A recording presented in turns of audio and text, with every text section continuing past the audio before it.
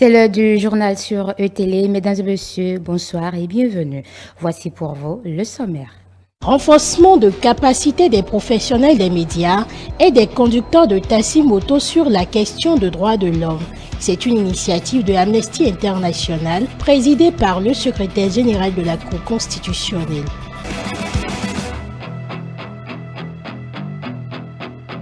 Le vice-président du Fonds international de développement agricole en visite officielle au Bénin depuis ce lundi 17 juillet 2023.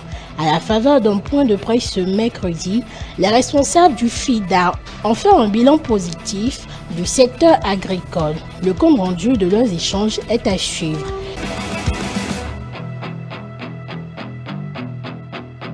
Les diffamations sur les réseaux sociaux, quels risques courent les acteurs? Que dit la loi à cet effet? On en parle dans ce journal.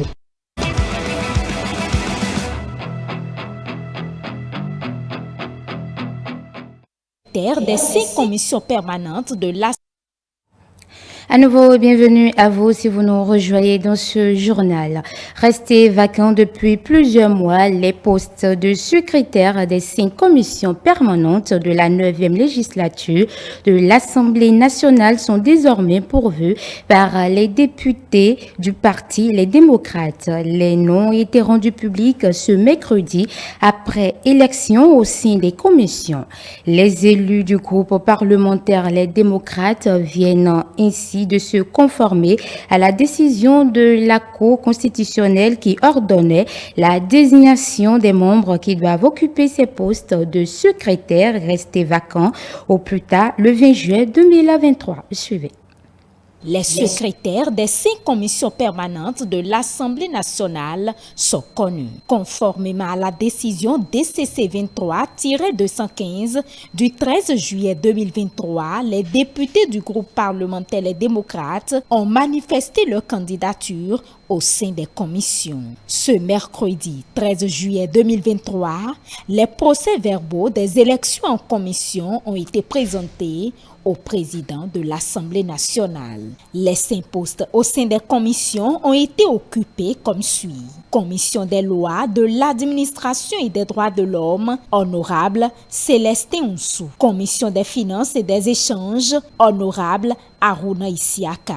Commission du plan, de l'équipement et de la production, Taïroui Morou. Commission de l'éducation, de la culture, de l'emploi et des affaires sociales, Sabi Karim Alassane.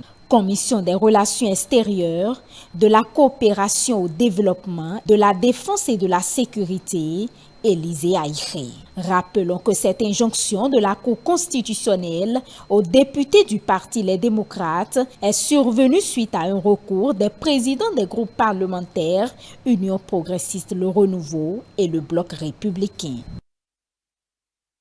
Constitutionnel a reçu ce mercredi 19 juillet 2023 à son siège une délégation des professionnels des médias et des conducteurs de taxi-moto. Et la dite délégation conduite par le directeur exécutif d'Amnesty International a rencontré le secrétaire général de la Cour constitutionnelle. Ceci dans le cadre d'un programme spécial de l'institution visant le renforcement des capacités de 200 journalistes sur les questions de droits humains. Melvina Chabi y était, voici son compte-rendu. S'imprégner du mode de fonctionnement de la Cour constitutionnelle et discuter de ses défis sont entre autres les raisons de la visite de ces professionnels des médias au siège de cette haute juridiction. Une initiative d'Amnesty International au profit des journalistes et conducteurs de taxi-moto pour rappeler à ces derniers leur rôle dans la promotion des droits de l'homme. Ce sont des cibles de notre communauté qui d'habitude viennent à la plupart de nos activités, notamment les professionnels des médias. Et nous nous sommes dit qu'on ne devrait plus continuer à les considérer comme des invités qui viennent couvrir uniquement les activités. Il faudrait désormais les impliquer dans le travail que nous faisons au quotidien pour qu'ils comprennent davantage l'importance et leur rôle dans la promotion des droits de l'homme. Donc notre présence ici, c'est d'échanger avec vous sur le rôle de cette institution, ses défis et les perspectives que nous avons pour avoir un pays qui répondent aux standards internationaux en matière de droits de l'homme. Le secrétaire général de la Cour constitutionnelle présent a saisi l'occasion pour expliquer aux participants quelques notions élémentaires sur la Constitution, notamment les attributions du juge constitutionnel, le contrôle de constitutionnalité et les procédures pour saisir la Cour constitutionnelle en cas de présomption de violence de la loi fondamentale pour un requérant. La Constitution a d'abord un objet politique et institutionnel, c'est-à-dire que c'est dans la Constitution qu'on a l'organisation des pouvoirs dans l'État, comment l'État doit fonctionner, quels sont les acteurs qui animent les différents organes de l'État, quels sont les rapports qu'il y a entre ces différents acteurs-là. La Constitution a un deuxième objet, l'objet normatif, la hiérarchie des normes. La Constitution est au sommet d'une hiérarchie des normes, mais qui est composée d'un certain nombre d'autres instruments juridiques, que ce soit les traités internationaux, les lois organiques, les lois ordinaires, les décrets. La Constitution organise la manière dont ces différentes normes sont adoptées et leurs conditions de validité. Le troisième objet qui concerne un peu plus votre activité, c'est la protection des droits fondamentaux. La Constitution organise la manière dont les droits fondamentaux des citoyens est protégés. Les professionnels des médias ont soulevé certaines préoccupations auxquelles le secrétaire général de la Cour constitutionnelle n'a pas manqué de répondre. Si vous prenez l'article qui porte sur la garde à vue, par exemple, vous verrez que dans notre Constitution, on va jusqu'à définir le délai maximum de garde à vue. On va jusqu'à définir quand il y a renouvellement de la garde à vue, jusqu'où ça peut aller. On peut même ne pas la formuler dans les thèmes scientifiques, il n'y a pas de problème. On va prendre et on essayera de comprendre ce que vous êtes en train de dire. Il suffit nom, prénom, adresse précise et vous mettez votre préoccupation sur une feuille volante. Si vous pouvez signer, vous signez. Si vous ne pouvez pas signer, vous mettez une empreinte digitale. Et vous venez de déposer à la Cour constitutionnelle. Cette initiative d'Amnesty International va s'étendre dans les villes de Boycon, Porto Novo et Paracou, avec au programme des visites au siège d'autres institutions de défense des droits humains telles que l'Institut national de la femme et la Commission béninoise des droits de l'homme pour cette étape de Cotonou. Vous venez de suivre un élément réalisé par Melvina Chabi et présenté par Antonia Dossa. Le vice-président du Fonds international de développement agricole en visite au Bénin depuis ce lundi 17 juillet 2023.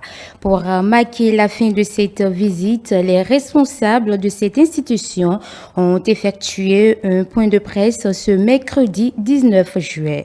Le compte-rendu de leurs échanges est à suivre avec Jeannot Dopéon et Bonaventure Alain. Par cette salutation du chef de l'État et des responsables du Fonds international pour le développement agricole FIDA, de bonnes nouvelles s'annoncent pour le secteur agricole au Bénin. Après 3 jours de visite de la délégation de cette institution, 3 projets sont en train d'être mis en œuvre. Il s'agit du programme d'appui au développement du maraîchage, PADMAR, le projet d'appui au développement agricole et à l'accès au marché, PADAM, et le programme régional d'intégration du marché agricole, PRIMA. Au Bénin, actuellement, nous avons un portefeuille de 3 projets avec un investissement de 500 millions de dollars dans le secteur agricole et aussi un projet sous-régional entre le Togo et Bénin. Je suis très impressionné avec le projet, avec le partenariat avec le gouvernement. Je voudrais remercier le gouvernement pour le chaleureuse bienvenue et aussi pour toute la collaboration. 9,2% de la population mondiale est affectée par la faim. Au niveau régional africain, ce nombre correspond à 20%. Ces chiffres sont inquiétants et s'accentuent par la crise alimentaire en plein essor dans le Sahel. Il y a encore 2 personnes sur 10 qui dorment, qui se réveillent et qui dorment sans avoir à manger. C'est alarmant.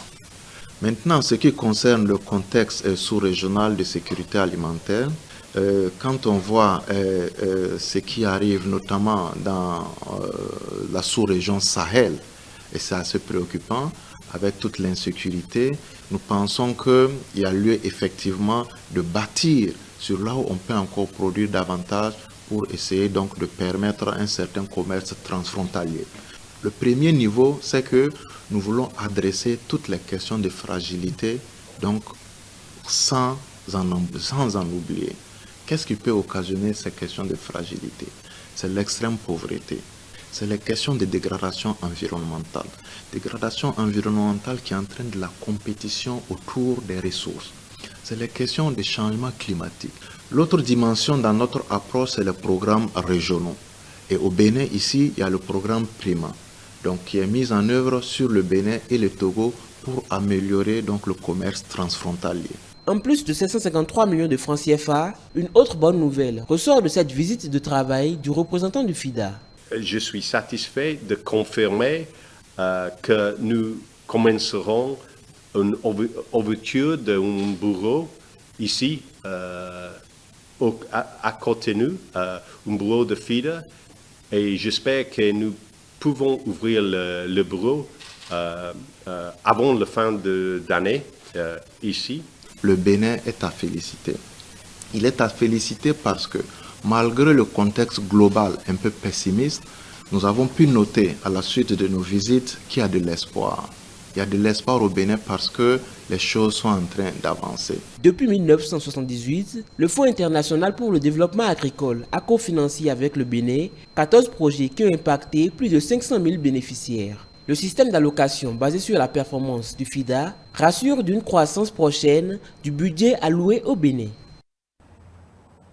Le gouvernement annonce en Conseil des ministres de ce mercredi 19 juillet 2023 le reversement de 9051 enseignants contractuels de l'État admis à l'évaluation diagnostique. Cette décision issue de ce Conseil a fait objet de discussion dans la rubrique « Ça se discute ». Suivez cet extrait des interventions des débatteurs présents sur le plateau.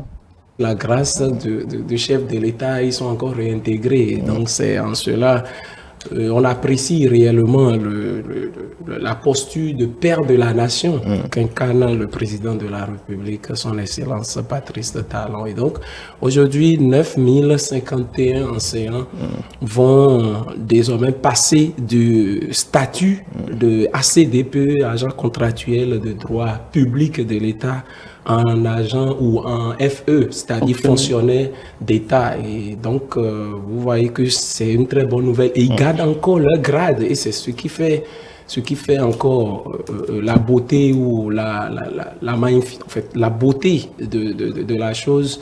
Et donc, cette décision qui est tout à fait prise est une bonne décision. Mais il faut d'abord dire que c'est une catégorie d'enseignants qui est concernée, parce que ceux qui sont admis sur concours ne sont pas encore intégrés. Donc, c'est ceux-là qui ont été recrutés à partir du 1er janvier 2008 qui vont bénéficier de ces mesures. Dans cette décision, à l'issue du Conseil des ministres, là, je vois deux choses. La première, c'est que le gouvernement a décidé d'encourager et de féliciter ceux qui ont accepté en temps de se faire évaluer. Donc c'est une mesure incitative et une mesure d'un père de famille qui encourage les enfants qui sont obéissants et en incitant ceux qui, entre-temps, je le dis ainsi, et ceux qui, entre-temps, ont trouvé des raisons pour ne pas se plier, à savoir qu'à un moment donné, il faut toujours écouter le père. Donc c'est la première lecture de la chose. La deuxième, c'est que c'est une mesure qui montre déjà la volonté du gouvernement à mettre les enseignants dans de bonnes conditions et à leur montrer que le gouvernement pense à eux, qu'ils ne sont pas sur le carreau. Elle est annoncée depuis quelques mois à Plus Bénin. La nouvelle chaîne de télévision béninoise est désormais une réalité. En prélude au démarrage de ses activités le 24 juillet 2023, à Plus Bénin a été lancée hier mercredi 19 juillet 2023 par la directrice générale de Canal Plus Bénin et les ministres du numérique, du sport et de la culture. C'est à travers une conférence de presse en simulation d'émission que la nouvelle chaîne de télévision A+ Bénin a été officiellement lancée. Cette chaîne de télévision qui se veut le miroir du pays est née de la vision du groupe Canal+ et de l'État béninois de faire rayonner le Bénin et de stimuler l'écosystème audiovisuel. Dès le début de ces programmes, ce 24 juillet 2023, A+ Bénin offre des émissions exclusivement réalisées et produites au Bénin. Pour Yacine Alao, la directrice générale de Canal+ Bénin, A+ Bénin vient en réponse à une demande des abonnés béninois qui ne se retrouvaient pas encore dans le contenu que leur proposait Canal+. Avec A+ Bénin, on vient répondre à une demande de nos abonnés béninois. C'est vrai qu'on a beaucoup de contenus sénégalais, camerounais, ivoiriens, et il y avait de fortes attentes de nos abonnés et des béninois au sens large de pouvoir se retrouver dans les histoires qu'on raconte et de pouvoir trouver des scènes de leur vie quotidienne dans les contenus qu'on propose. C'est vrai que cette chaîne, elle arrive et elle répond à cette attente-là de longue date, donc on est heureux de pouvoir y répondre et c'est vrai que ça va être une chaîne qui va pouvoir mettre en lumière la richesse et la beauté de notre beau Bénin, j'aimerais dire. A+ Bénin se veut être une chaîne généraliste béninoise qui va s'adresser au public béninois et qui va leur donner la parole à travers plusieurs programmes. La première d'entre elles, c'est On se parle cash, où les gens viendront débattre sur tous les thèmes qui concernent les Béninois. Il y a les pour, il y a les contre, et on tentera de mettre les gens d'accord. L'autre émission s'appelle Défends tes 50 000. Eliphaz, l'humoriste que vous connaissez tous, va faire le tour du pays, le tour du Bénin pour aller poser ses questions de culture générale. Il faut répondre à 5 bonnes questions. Donc en plus, vous vous instruisez et en plus vous gagnez de l'argent. Et puis la troisième émission, notre troisième pilier, c'est Mon Beau Bénin, qui vous permettra de partir à la découverte ou à la redécouverte de votre très beau pays qu'est le Bénin. Je terminerai en disant qu'il y a un quatrième pilier, c'est le football, puisque le championnat de football qui reprendra au mois de septembre sera diffusé sur A+ Bénin, les 2 plus belles rencontres. Et le dimanche soir, il y aura une émission pour les résultats, tous les meilleurs résultats de football de la semaine. Le gouvernement s'engage à faire de cette chaîne une tribune de révélation des talents béninois. La chaîne A+ Bénin, c'est une chaîne qui veut donner la parole à tous les Béninois, qui veut ressembler aux Béninois, qui veut être proche des Béninois. Et c'est une chaîne donc qui, dans le paysage audiovisuel, va également venir apporter une nouvelle dynamique de production, une nouvelle dynamique également en ce qui concerne les acteurs de ce secteur des médias. Cette nouvelle chaîne A+ Bénin est assurément un outil de communication qui permet au Bénin de montrer ce qu'il est en train de devenir, non seulement ici au Béninois, mais aussi pour tout le public international. Cette chaîne offrira l'occasion aux acteurs sportifs et aux acteurs culturels d'être vus dans leur plus belle expression. Les différents championnats seront retransmis sur cette chaîne grâce à la capacité de production dont l'État béninois s'est doté, avec une équipe conduite par des experts internationaux et aussi des ressources humaines compétences nationales que nous avons formées et mises ensemble. Cette chaîne sera présente à toutes les grandes manifestations officielles, à tous les grands événements culturels. Toutes disciplines confondues, les différents championnats seront retransmis. La nouvelle chaîne de divertissement est disponible sur la formule Canal+, au numéro 271, mais également sur la TNT à la position 13 et est accessible à compter du 24 juillet 2023. On parle dans cette édition du délit de diffamation qui consiste à tenir des propos portant atteinte à l'honneur ou à la considération d'une personne. Cet acte est très fréquent sur les réseaux sociaux ces dernières années. Quelles sont les peines réservées à l'auteur d'une diffamation? C'est ce que nous allons découvrir dans cet élément réalisé par Emmanuel Avogloso. Ces dernières années, on assiste à une émergence de plusieurs plateformes telles que Facebook, Twitter, Instagram, Snapchat, TikTok, où sont partagés divers propos, commentaires, vidéos ou opinions destinées à un auditoire bien étendu. Bien que l'utilisation de ces plateformes soit basée sur le principe de la liberté d'expression, il n'est pas rare de rencontrer divers cas de diffamation qui consistent à tenir des propos portant atteinte à l'honneur d'une personne physique ou morale. De jeunes personnes prennent du plaisir à diffamer sur leur prochain. J'ai été victime une fois de diffamation. Il a été dit que j'étais un gigolo et que je vivais simplement de la femme. Et dans le temps, j'étais un peu stressé, un peu énervé. Mais comme j'ai su gérer l'affaire, je n'ai pas trop laissé couler pour que ça soit polémique. On vit ça au quotidien parce que quand ta vie est exposée, tu es une personne publique, Tout le monde veut inventer des histoires sur toi pour se faire un nom ou se faire remarquer. Récemment, il y a un TikToker qui est allé quelque part, qui a dit aux gens que moi, je lui dois 2000 francs. Le jour où moi, on est venu me raconter ça, moi j'ai répondu, ben, c'est bien. Si moi, je suis allé vers lui demander de l'argent, c'est parce qu'il a une importance à mes yeux. Donc, quand ça vient des personnes qui sont proches de nous, ça fait plus mal. Surtout des personnes qui sont dans le même milieu que nous. Par exemple, un artiste qui porte des propos diffamatoires sur un autre artiste, c'est un peu choquant. Il y a des polémiques qui tournent autour, mais moi, personnellement, je n'ai jamais été victime d'une diffamation sur les réseaux. Allant des rumeurs malveillantes aux fausses déclarations, la diffamation sur les réseaux sociaux peut avoir un effet dévastateur sur l'individu. Ses conséquences peuvent être graves et durables. Une diffamation sur une personne peut porter atteinte à son autorité, peut porter atteinte à son image, peut porter atteinte à son boulot. Ça peut entraîner la mort. Il y a des gens qui prennent des poisons, etc. Il y a d'autres qui laissent leur réseau carrément, quittent le réseau. La réputation n'a pas de prix. Donc quand vous avez une bonne information sur quelqu'un et après vous entendez par des réseaux sociaux ou par différents canaux que telle personne a commis telle chose, vous vous posez la question de savoir est-ce que c'est vrai. Et si vous n'avez pas une grandeur d'esprit, vous n'arrivez pas à disséquer le vrai du faux. C'est en cela que la diffamation est très préjudiciable à la carrière de quelqu'un, c'est très préjudiciable à la notoriété d'une personne. La liberté d'expression a ses limites. Ainsi, le fait de proférer des propos diffamatoires contre une personne relève de plusieurs infractions pénales. Toute personne qui se voit par un canal public, quel que soit le moyen, que ce soit par voie de presse ou par un moyen électronique, arrive à diffamer une autre, pourrait être sanctionné devant les juridictions lorsque la victime porte plainte. Il faut dire également que la loi réserve à la personne victime d'une diffamation un droit de réponse pour pouvoir répondre publiquement à l'attaque dont cette dernière fait l'objet. La diffamation sur les réseaux sociaux est un problème complexe et en constante évolution. Le Code du numérique prévoit plusieurs sanctions à l'endroit des auteurs de cet acte.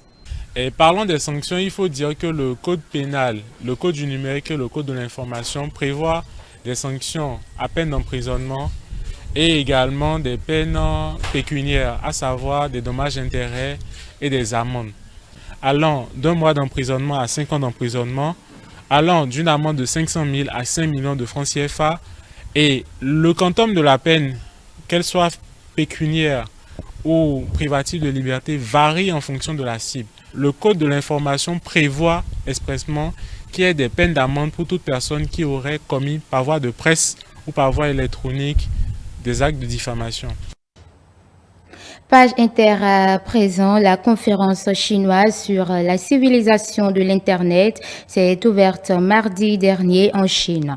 Organisée par l'administration du cyberespace du pays, la réunion de 2 jours discutera des moyens de garantir que l'Internet soit un espace sain et sûr où la civilisation chinoise peut prospérer à l'ère du numérique. Nos confrères de CGTN ont assisté à la cérémonie d'ouverture. Voici ce qu'ils relatent. Des vidéos réconfortantes et des documentaires culturels ont été présentés comme des œuvres exemplaires que l'Internet chinois devrait voir se multiplier.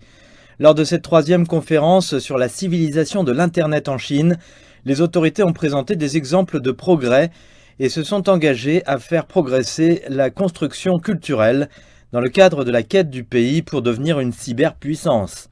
Au cours du week-end, le président chinois Xi Jinping a insisté auprès des régulateurs sur le fait que l'Internet devait servir les intérêts du peuple et être utilisé pour diffuser une énergie positive.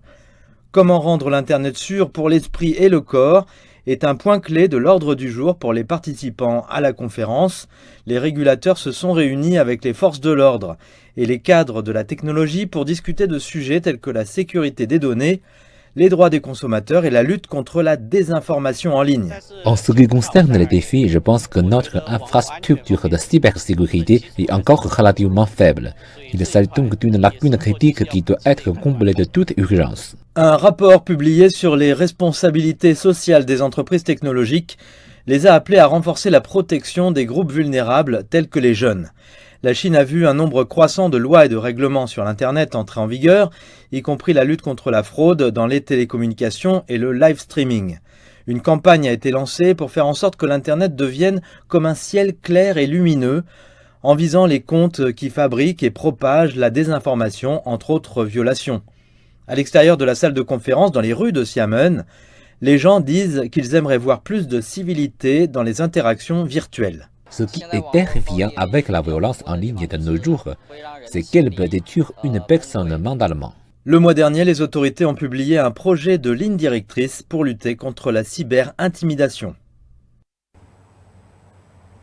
Mesdames et messieurs, c'est sur cet élément de nos confrères de CGTN que nous mettons un terme à cette édition. Merci de nous avoir suivis. Retrouvez-nous sur l'ensemble de nos plateformes digitales. Notre site internet, c'est le www.etelebene.com, notre page Facebook, ETélé en direct, notre compte Twitter, ETélé Live, notre chaîne YouTube, ETélé Bene, notre compte TikTok, ETélé Bene, et en direct via notre application iOS et Android, ETélé Bene. ETélé avec vous, pour vous.